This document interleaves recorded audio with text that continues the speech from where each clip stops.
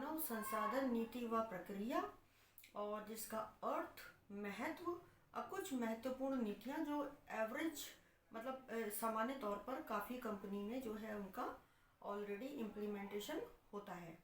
तो हम सबसे पहले बात करते हैं अर्थ, पॉलिसी किसको कहते हैं। देखिए, पॉलिसी का मतलब होता है कि लिखित स्टेटमेंट, यानी कि पॉलिसी हमेशा जो है वो लिखित होती है। कुछ ऐसी देखिए कोई भी ऑर्गेनाइजेशन, कोई भी संस्था, एक फ्रेमवर्क होता है, कुछ गाइडलाइंस होती हैं, लिखित गाइडलाइंस यानी लिखित दिशा निर्देश होते हैं जिनके दिशा निर्देशों का पालन करते हुए सभी कर्मचारी अपने अपने जॉब से संबंधित कार्य को करते हैं और ऑर्गेनाइजेशन का जो गोल होता है, जो उद्देश्य होता है, उसको प्राप्त करते हैं। तो इसी को जो है मानव संसाधन नीति कहते हैं। अब नीति आपने बना ली, यानी पॉलिसी बन गई। पॉलिसी को लागू किस तरह से करते हैं? पॉलिसी को लागू करने के लिए प्रोसीजर होते हैं जिसको हम प्रक्रिया कहते हैं। अब वो प्रक्रिया कैसे होती हैं वो भी हम आपको बताते हैं। प्रक्रिया जो होते हैं कंटिन्यूअस एफर्ट्स होते हैं। कंटिन्यूअस एफर्ट्स यानी बिना रुके प्रयास होते हैं। वो भी लिखित, उनका एक फॉर्म्स होते हैं, प्रोसीजर होते हैं, संलग्न जो है आपके इंडेक्स होते हैं पॉलिसी के साथ। तो उन फॉर्म में लिखित रूप से हम उस प्रक्रिया को आगे बढ़ाते हैं जब तक हम अपने उद्देश्य को प्राप्त नहीं करते। तो आप लोगों ने मित्रों जाना कि पॉलिसी का मतलब होता है किसी भी कंपनी या संगठन में कुछ ऐसे लिखित फ्रेमवर्क होते हैं, गाइडलाइंस होती हैं, जिनको पालन करते हुए सभी कर्मचारी अपने अपने जॉब के कार्यों को पूरा करते हैं। जिस कार्य को करने के लिए उनकी भर्ती की जाती है, जिस कार्य को करने के लिए उनको ट्रेनिंग दी जाती है और जिस कार्य करने से कंपनी का उद्देश्य जो है वो प्राप्त होता है।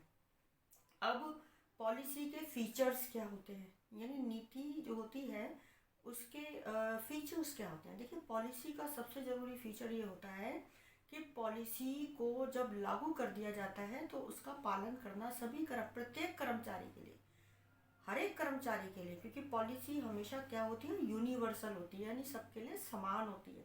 तो सभी कर्मचारियों को पॉलिसी का, उस नीति का पालन करना होता है। ठीक है।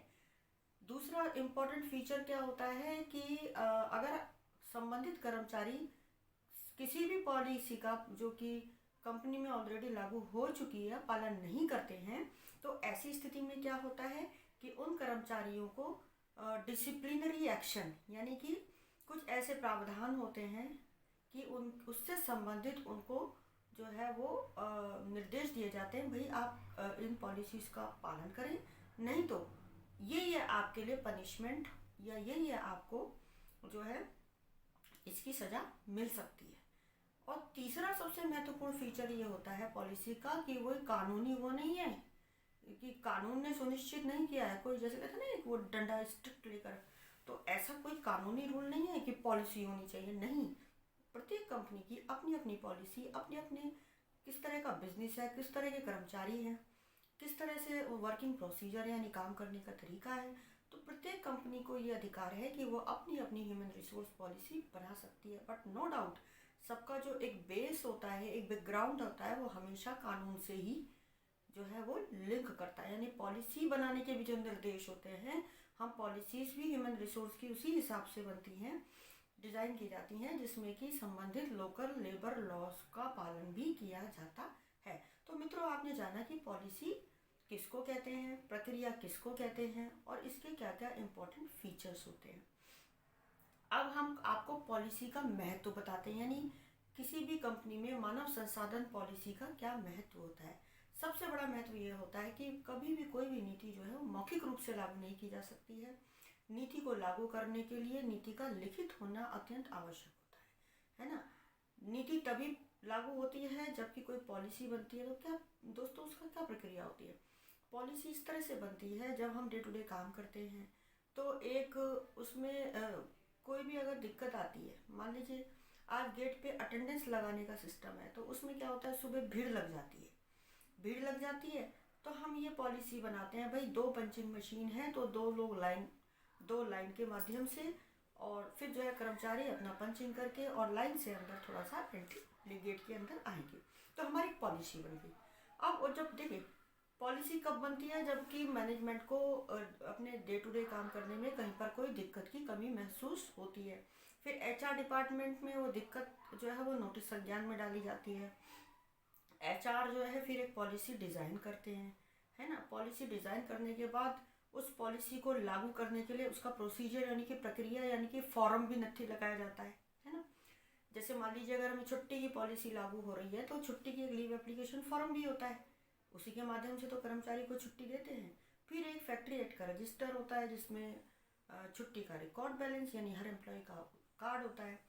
तो इसका मतलब ये है कि पॉलिसीज नीतियाँ हमेशा लिखित होती हैं और नीतियाँ कभी भी रूल नहीं होते हैं, है ना। जनरल विल का एक कॉन्सेप्ट होता है ना, सामान्य इच्छा, यानी कि सभी के हित के लिए नीति लिखित रूप से बनाई जाती है। संबंधित डिपार्टमेंट के हेड और ह्यूमन रिसोर्स डिपार्टमेंट एक टीम वर्क करते हैं। टीम वर्क के बाद जो है फिर डिसाइड किया जाता है कि यस ये पॉलिसी या ये गाइडलाइन रिटर्न फ्रेमवर्क तैयार किया जाए। फिर उसमें अप्रूविंग अथॉरिटी हायर मैनेजमेंट या समटाइम्स जो एम्प्लॉयर अगर इस काम को खुद देखते हैं डायरेक्टर्स, तो वो उसको अप्रूव करते हैं, साइन करते हैं। और अप्रूवल के बाद ह्यूमन रिसोर्स मैनेजमेंट की जिम्मेदारी होती, डिपार्टमेंट की जिम्मेदारी होती है कि वो जो पॉलिसी पास हो गई है, जो नीति पास हो गई है, उसको कंपनी में लागू करें। लागू करने का तरीका क्या होता है? हर डिपार्टमेंट में कर्मचारियों को ट्रेनिंग दी जाती है, ठीक है, तब पॉलिसी इम्प्लीमेंट होती है। फिर हम रिव्यू भी करते हैं एचआर डिपार्टमेंट में कि भाई उस पॉलिसी का रिजल्ट क्या है, कहीं और ऐसा तो दिक्कत नहीं है, हमें कहीं और भी सुधार करना हो, या कर्मचारी अगर नहीं कर रहे हैं पॉलिसी को पालन, तो जहाँ ज़रूरत है हम बात भी करते हैं, और जहाँ बहुत ज़रूरत होती है तो हम जो है डिसिप्लिनरी एक्शन भी एचआर डिपार्टमेंट लेता है। ठीक दोस्तों, तो पॉलिसी हमेशा नीतियाँ जो है लिखित रूप से जो है वो तैयार की जाती हैं, अप्रूव्ड होती हैं वो मैनेजमेंट से। जब उन पॉलिसी डिज़ाइन की जाती हैं तो उसमें सभी संबंधित डिपार्टमेंट के जो रिप्रेजेंटेटिव हैं या हेड हैं वो उसमें भाग लेते हैं, और संबंधित ऑथोराइजिंग अथॉरिटी ही उनको पास करती है। तीसरा इम्पॉर्टेंट फॉर जो होता है इसका कि पॉलिसीज यूनिवर्सल होती है, यानी सभी कर्मचारियों के लिए एक समान नीति होती है। अब मान लीजिए सब कर्मचारियों के लिए ये नीति है कि लंच ब्रेक आधा घंटे का है, वैसे तो देखिए फैक्ट्री रूल भी ये कहता है, या शॉप एस्टेब्लिशमेंट के अकॉर्डिंग भी ये सिस्टम होता है। अगर ये रूल है तो yes this is the rule, चाहे वो वर्कर हो, एम्प्लॉय हो, मैनेजर हो, सुपरवाइजर हो, सभी के लिए ये फिक्स है कि लंच का टाइम हाफ एन आवर का होगा। पॉलिसी का चौथा मेन जो है फीचर होता है या महत्व होता है वो ये होता है कि पॉलिसी में ट्रांसपेरेंसी होती है।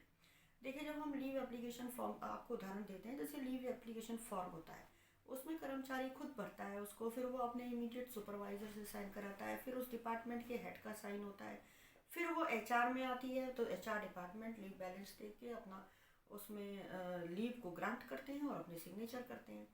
अब जब 4 लोगों के सिग्नेचर लीव फॉर्म में होंगे तो ऑब्वियसली ट्रांसपेरेंसी तो होगी। अब अगर कर्मचारी को छुट्टी लेनी है तो उसको ये पता है कि सबके नॉलेज में आ जाएगा कि मेरे को छुट्टी पे जाना है।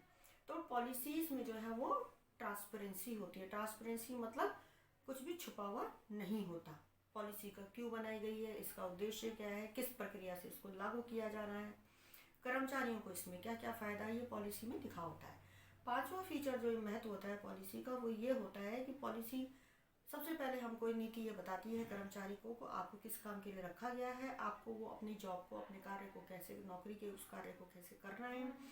कहीं अगर दिक्कत आती है तो आपको ट्रेनिंग की ज़रूरत है तो आपको ट्रेनिंग दी जाती है, और साथ में आपको किन किन कंपनी के नियमों का पालन करना है, और कुछ ऐसी प्रैक्टिसेस है, कुछ ऐसे कार्य हैं जो आप कंपनी में नहीं कर सकते, जैसे स्मोकिंग करना, तंबाकू खाना, अश्लील शब्दों का प्रयोग करना बातचीत के दौरान, है ना, जगह जगह थूकना।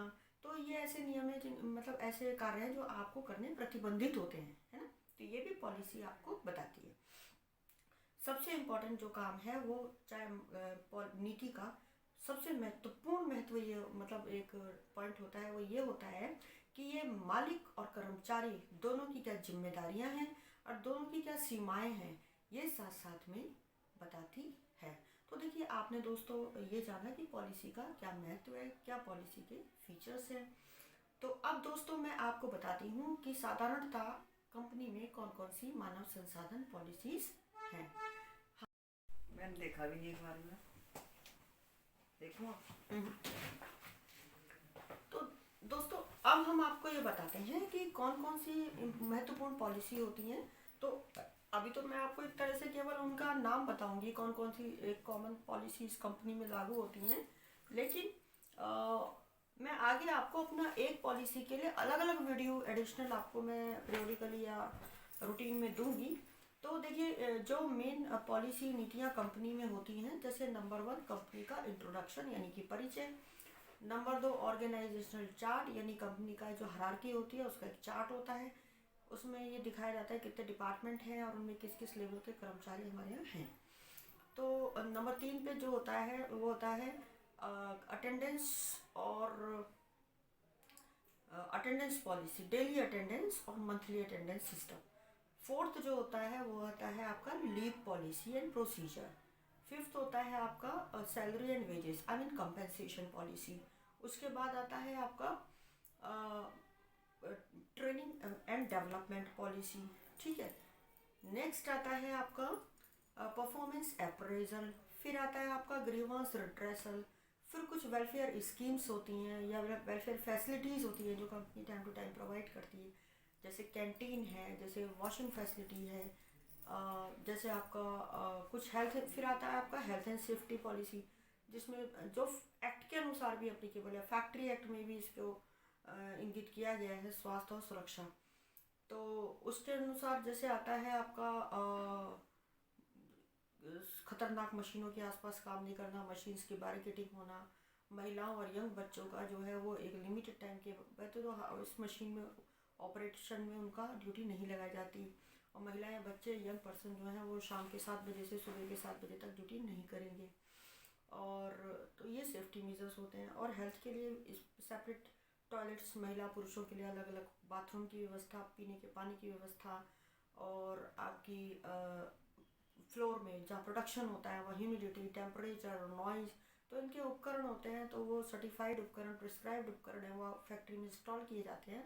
उनकी नाप के माध्यम से इन सब मेजर्स को, इन सब मापों को जो है रूटीन और रेगुलर बेसिस पे जांच करके तब फैक्ट्री में प्रोडक्शन का कार्य या फैक्ट्री का ऑपरेशन किया जाता है। अच्छा, तो दोस्तों मैंने ये बताया, जैसे रिक्रूटमेंट एंड सिलेक्शन पॉलिसी जो नंबर 1 टॉप होती है, रिक्रूटमेंट एंड सिलेक्शन, फिर इंडक्शन। तो ये कुछ इंपॉर्टेंट पॉलिसीज हैं, सामान्यतः आजकल सभी कंपनीज में लागू हैं। जो भी ऑर्गेनाइज सेक्टर में हमारी कंपनीज हैं, ऑफिस है, दफ्तर है, फैक्ट्री है या नॉन फैक्ट्री नॉन इंडस्ट्रीज़ हैं, तो वहाँ पर पॉलिसीज एंड प्रोसीजर लागू होती हैं। और अब हम आपको बताते हैं कि ये पॉलिसी को लागू कैसे करते हैं। यस, अब जब भी कोई नई भर्ती आती है तो कई कंपनी तो अपना HR मैनुअल मेंटेन करती है ना, तो उनकी किताब होती है HR पॉलिसी की लिखित। तो जब नई भर्ती को अगर लिखित नहीं भी होती तो एक फाइल होती है या पेपर होते हैं उसमें, तो वो हम कर्मचारी को ट्रेनिंग देते हैं, भाई देखिए हमारा ये ऑर्गेनाइज कंपनी का परिचय है, ये ऑर्गेनाइजेशन चार्ट है, हमारे अटेंडेंस सिस्टम इस तरह से है, छुट्टियाँ इस तरह से दी जाती हैं, आप को ट्रेनिंग एंड डेवलपमेंट इस तरह से दिया जाएगा, आपका ट्रेनिंग का रिव्यू भी किया जाएगा, आपकी परफॉर्मेंस अप्रेजल इतने समय के बाद होगा, यानी आपका इंक्रीमेंट या प्रमोशन, जो भी अवार्ड आपकी परफॉर्मेंस के हिसाब से आपको मिलेगा, और ग्रीवांस रिड्रेसल सिस्टम आपका ये होगा। तो हम पॉलिसीज उसको जानकारी देते हैं। अब फ्रेंड्स, मैंने इस छोटे से वीडियो में आपको ह्यूमन रिसोर्स पॉलिसी की जानकारी दी। लास्ट बट नॉट लीस्ट, देखिए हम किसी भी कर्मचारी कोई भी ऑफिस में काम करने जाता है तो वो अपनी जॉब को करने जाता है। जॉब क्या होती है? जिस कार्य के लिए कर्मचारी की भर्ती की जाती है। और काम किस तरह से लिया जाता है? काम एक परिवार का सदस्य बना के लिया जाता है। परिवार का सदस्य कर्मचारी तब महसूस करता है जब सबके लिए समान नीतियाँ, समान पॉलिसी, समान कानून होते हैं। और समान कानून कैसे बनते हैं? वो HR ह्यूमन रिसोर्स पॉलिसी यानी कि मानव संसाधन नीति, और उसको लागू करने की प्रक्रिया समान होती है। अगर उनका पालन कोई कर्मचारी नहीं करता, चाहे वो किसी भी कैटेगरी के हो, वर्कर हो, मैनेजर हो, सुपरवाइजर हो, सीनियर मैनेजर, उनके लिए सजा का प्रावधान भी समान ही होता है। तो जब ये होता है तो सबसे बड़ी उसका एक रिजल्ट निकल के आता है कि कंपनी में जो ग्रीवांसेस हैं, जो लड़ाई झगड़े हैं, जो अशांति है, वो नहीं होती। हर कर्मचारी को ये लिमिट पता होती है कि मेरी ये जो है लिमिट है, ये मेरी एक सीमा है जहाँ तक मेरे अधिकार हैं और ये मेरे कर्तव्य हैं। उसी तरह से कंपनी को यानी मालिक को यानी एम्प्लॉयर को यानी प्रबंधन को भी ये जानकारी होती है कि हमारे अगर ये अधिकार हैं, इसके साथ साथ ये हमारे दायित्व हैं और हमारी ये सीमाएं हैं। तो इस तरह से देखिए, नौकरी एक कॉन्ट्रैक्ट है जिसमें कि एक कर्मचारी और मालिक दोनों एक कॉन्ट्रैक्ट के अनुसार कर्मचारी काम करता है। उसकी एवज में मालिक उसको जो है सैलरी, ओटी, बोनस, ग्रेच्युटी यानी कि जो तनख्वाह वगैरह है उसका मेहनताना कर्मचारी को देता है। ठीक है, तो आपने दोस्तों जाना इस छोटे से वीडियो में कि एचआर ह्यूमन रिसोर्स नीति क्या होती है और उनको लागू करने की प्रक्रिया क्या होती है। फ्रेंड्स, मुझे उम्मीद है कि आपको ये छोटा सा एक परिचय पसंद आया होगा। अगर आप मेरे इस नए चैनल को पसंद करते हैं, मेरा चैनल बिल्कुल नया है, तो कृपया करके आप इसको सब्सक्राइब कीजिए।